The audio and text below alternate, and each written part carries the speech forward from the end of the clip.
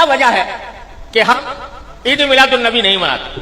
لیکن یوم پاکستان مناتے ہیں، آزادی پاکستان کا دن مناتے ہیں؟ تو میں اس کی وضاحت کرنا چاہتا ہوں کہ اس میں کوئی شک و شبہ نہیں ہے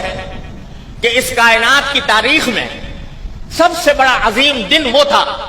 جس میں اللہ تبارک و تعالی نے اس کائنات کی ہدایت کے لیے جناب محمد رسول اللہ صلی اللہ علیہ وسلم کو مبعوث فرمایا ہے۔ اس سے زیادہ عظیم دن انسانی تاریخ میں کوئی اور نہیں جس میں آپ تشریف لائے، لیکن آپ ہی کی تعلیمات اور آپ ہی کی سنت اور آپ کے جانثار صحابہ کرام کی سنت یہ ہے کہ انہوں نے کبھی نبی کریم سرور عالم صلی اللہ علیہ وسلم کا دن نہیں منایا،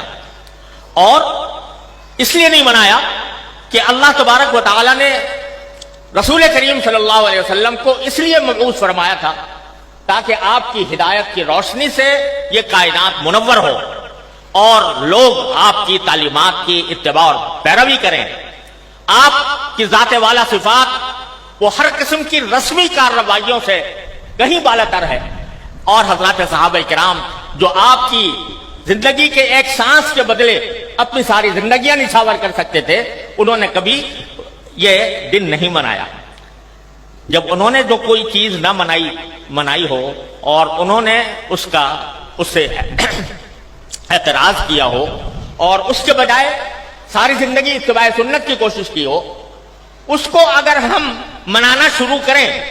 تو دین کے اندر ایک اضافہ ہوگا، دین کے احکام میں ایک اضافہ ہوگا، اور دین کے کام میں کوئی اضافہ وہ بدعت کہلاتا ہے۔ من احدث فی امرنا ھذا فہو رد، تو وہ بدعت بن جاتا ہے کیونکہ وہ ایک مذہبی معاملہ ہے۔ عید میلاد النبی مذہبی تقریب کے طور پر منائی جاتی ہے، مذہبی عید کے طور پر، عید کا نام اس کا رکھا گیا ہے، اور وہ مذہبی تقریب ہے، اور مذہبی تقریب اگر کوئی شخص مذہب کا حصہ سمجھ کر وہ بنائے گا تو دین میں ایک اضافہ ہوگا جس کا نام بدعت ہے۔ اس لیے ہمارے اکابر علماء کرام نے اس بنانے کا اہتمام نہیں کیا۔ جہاں تک یہ 14 اگست کا تعلق ہے، 14 اگست کے یوم آزادی کا تعلق ہے، یہ کوئی مذہبی تقریب نہیں ہے، یہ کوئی دینی اجتماع نہیں ہے، یہ دینی تقریب نہیں ہے، بلکہ یہ ملکی تقریب ہے، اور ملک کی آزادی کے طور پر، اس کے ایک نشان کے طور پر اس کو منایا جاتا ہے۔ کوئی شخص بھی جو اس کو منانے والا ہے وہ اس کو دین کا حصہ سمجھ کر نہیں مناتا، اس کو مذہب کا جز سمجھ کر نہیں بناتا، بلکہ ایک ملکی تقریب ہے۔ ایک ملک کے اللہ تبارک و تعالیٰ نے ایک ملک ہمیں عطا فرمایا، اور ایسا ملک عطا فرمایا جس کی تفصیل مولانا عزیز الرحمان صاحب نے بیان کی ہے، تو وہ ہم ایک ملک کی تقریب کے طور پر بناتے ہیں۔ بدعت اس وقت بنتی ہے کوئی چیز جو شریعت میں نہ ہو اور شریعت کا حصہ اس کو بنا دیا جائے، لیکن یہ کوئی شریعت کا حصہ نہیں، یہ کوئی دین کا کوئی دینی تقریب نہیں، دینی عید نہیں، دینی مذہب نہیں، دین کا کوئی مذہبی حصہ نہیں، لہذا یہ ایک ملکی تقریب ہے۔ اور